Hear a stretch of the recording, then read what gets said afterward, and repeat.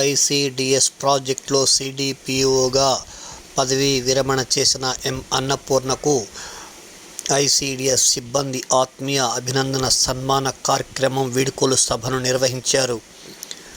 నెల్లూరు నగరంలోని జెడ్పీ కార్యాలయ ప్రాంగణంలో ఐసిడిఎస్ కార్యాలయం నందు మంగళవారం ఈ కార్యక్రమాన్ని నిర్వహించగా, ఈ కార్యక్రమంలో ముఖ్య అతిథిగా ఐసిడిఎస్ పిడి హేనా సుజన్ పాల్గొని ప్రసంగించారు.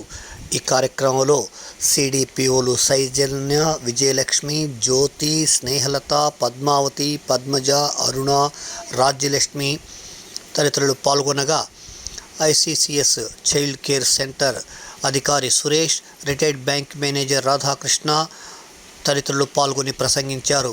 ఈ సందర్భంగా పలు సెక్టార్ల సూపర్వైజర్లు, అంగన్వాడీ కార్యకర్తలు ఈ కార్యక్రమంలో పాల్గొన్నారు. ఈ సందర్భంగా సిడిపిఓ అన్నపూర్ణకు ఆత్మీయ సన్మానంగా శాలువాలు, పూలమాల, బొకేలతో పలువురు శుభాకాంక్షలు, అభినందనలు తెలిపారు.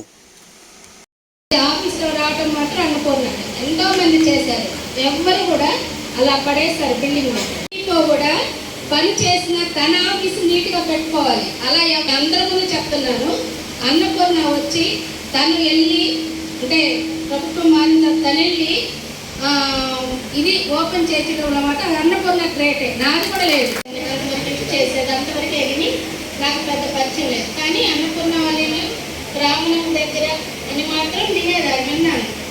అంతేకాని తను చెప్తుండేది అన్నపూర్ణ గురించి. మంచిది మేడం, బాగా చేస్తుంది. తన ఫ్రెండ్స్ సెలవు పెట్టినప్పుడు రిపోర్ట్లు ఇస్తుండేదాన్ని.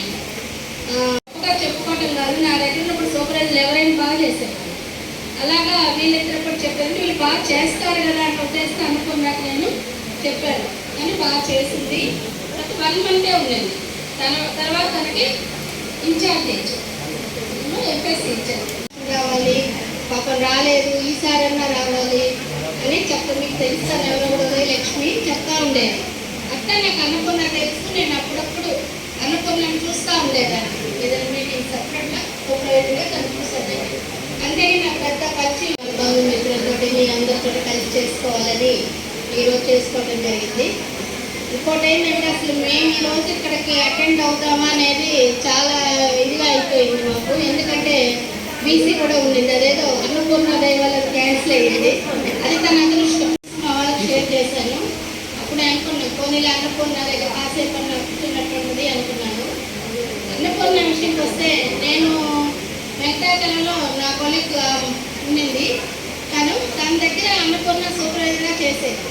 అయితే తను ఊరికే నాకు చెప్తుండేది అనమాట. అన్నపూర్ణ ఇప్పటివరకు హ్యాపీగా ఈవెంట్ వెంకటాచలంలో సూపర్వైజర్ ఉన్నప్పుడు కానీ, రాపూర్లో సూపర్వైజర్ ఉన్నప్పుడు కూడా కలిసి పనిచేసాము. కాబట్టి మేడం ఈ రోజు నుంచి మా టెన్షన్స్ లేకుండా, ఏ ప్రెజర్స్ లేకుండా హ్యాపీగా ఉండాలని ఆ దేవుని కోరుకుంటూ